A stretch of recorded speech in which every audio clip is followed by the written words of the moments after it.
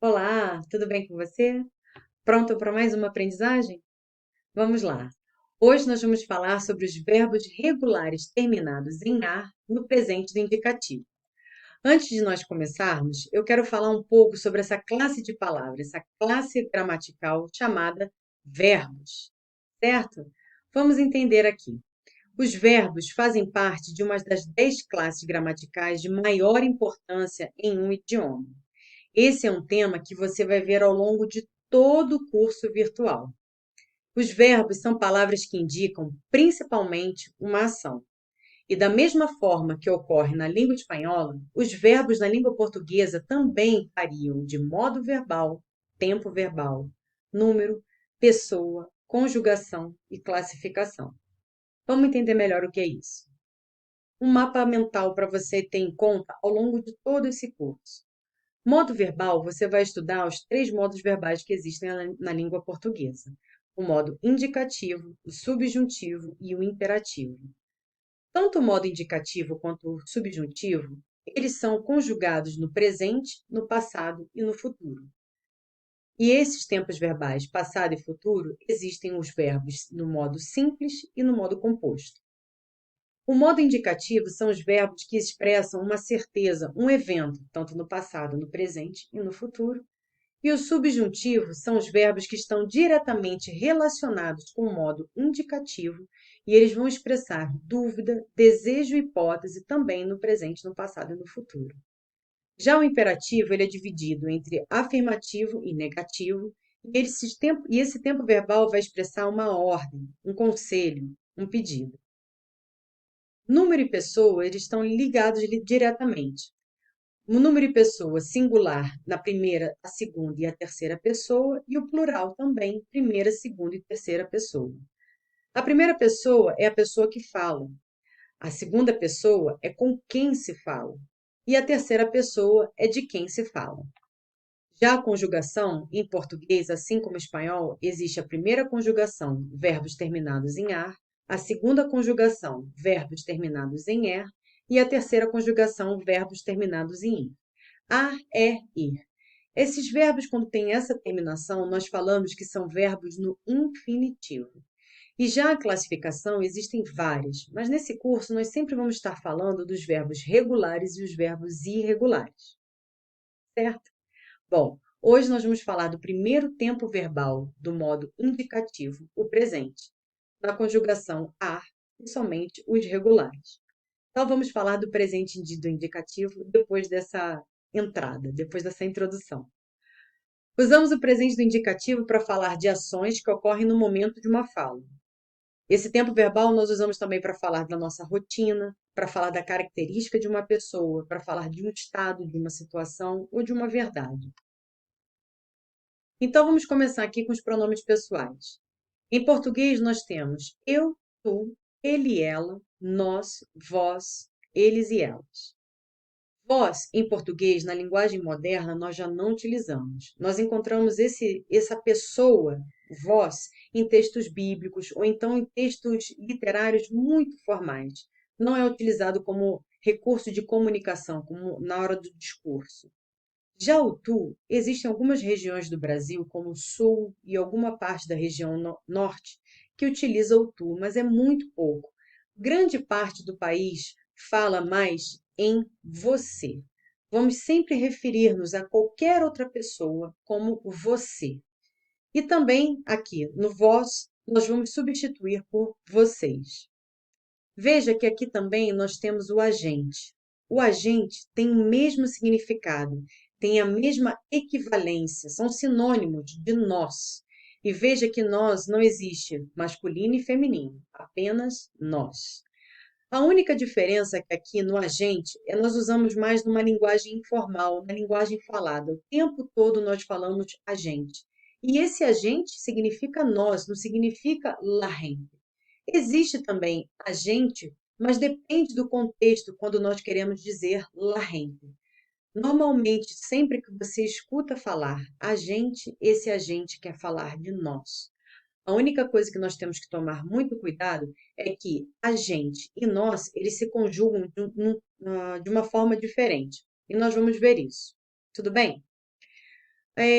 Como no espanhol vocês têm uma diferenciação entre tu e usted, que vocês colocam tu como uma pessoa mais próxima a você e o usted uma pessoa que você tem mais respeito, no português nós não temos esse do tu e você. Nós, quando queremos falar de uma forma mais respeitosa, por exemplo, com nossos abuelitos, com os nossos avós, nós vamos nos referir a eles como o senhor ou a senhora, os adultos maiores, certo? Que nós chamamos de idosos ou então os senhores e as senhoras. Isso é uma forma respeitosa de falar com uma outra pessoa que nós não temos, talvez, intimidade ou talvez represente para nós uma situação de mais respeito. O reitor da universidade, eu vou me referir a ele como o senhor. Tudo bem? Então vamos lá. Vamos então falar aqui sobre o singular. Bom, o número singular se refere à primeira, segunda, terceira pessoa, eu, você, ele ou ela. Quando nós falamos no plural, a primeira, segunda, terceira pessoa, nós, vocês e eles e elas. O agente, ele é como a primeira pessoa do plural, mas a conjugação dele é na terceira pessoa do singular. E nós vamos ver isso, tá bom? Vamos lá. Verbos terminados em ar, como nós comentamos, verbos regulares. Vamos colocar aqui um exemplo. Verbo estudar. Verbo estudar é um verbo regular. E quando eu falo regular, é porque simplesmente nós vamos substituir o final do verbo ar, e vamos manter toda a estrutura do verbo. Nós dizemos isso aqui que é a raiz do verbo, estud, para todas as pessoas. E só vamos substituir o finalzinho desse verbo. Então, quando eu quero conjugar o verbo estudar no presente do indicativo, eu digo: eu estudo, você estuda, ele ou ela estuda, a gente estuda, nós estudamos, vocês estudam e eles e elas estudam. Uma coisa importante é que todos os verbos que terminam com a letra N em espanhol, em português vai terminar com a letra N. Em português não existem verbos que terminem com a letra N. Bom, aqui nós vemos, olha, a gente estuda e nós estudamos. Aqui tem o mesmo valor. Vamos ver uns exemplos para que você entenda melhor. Eu estudo na Universidade SES. Você estuda português. Ela estuda direito. A gente estuda na biblioteca e nós estudamos na biblioteca. Veja, eu posso falar das duas formas em português. Uma é mais informal, a outra é mais formal, mas independente, você pode falar da mesma forma que é totalmente compreensível. O que nunca pode acontecer é dizer nós estuda ou a gente estudamos. Não pode ter esse cruzamento. Nós sempre temos que conjugar o agente na terceira pessoa do singular. A gente estuda ou então nós estudamos. Você vai falar da maneira que você se sinta mais confortável. Tem que ter em conta que a gente não é la gente, senão nós. Tudo bem? Continuando. Vocês estudam todos os dias. Eles estudam juntos. Vamos dar mais alguns exemplos com verbos terminados em ar, como, por exemplo, morar, trabalhar e falar. Morar tem o mesmo sentido de viver em espanhol. Normalmente, em espanhol, você normalmente diz eu vivo em Medellín. No português, você vai ouvir o verbo morar. Então, como eles são verbos regulares, nós vamos substituir o ar pelo finalzinho da conjugação. Vamos manter o início do verbo, a raiz do verbo. Então, eu moro em Medellín, você mora em Medellín. Ela mora, ele mora em Medellín. A gente, eu e você, mora em Medellín. Nós, eu e você, moramos em Medellín. Vocês moram em Medellín e eles e elas moram em Medellín. Verbo trabalhar, mesma coisa. Vamos manter a raiz do verbo e substituir somente o finalzinho. Substituir a R pela conjugação. Eu trabalho, Você trabalha, ela trabalha, a gente trabalha, nós trabalhamos, vocês trabalham e eles e elas trabalham. Verbo falar, como ele é um verbo regular também, vamos manter a raiz do verbo e substituir o final. Eu falo, você fala, ele ou ela fala, a gente fala, nós falamos, vocês falam e eles ou elas falam.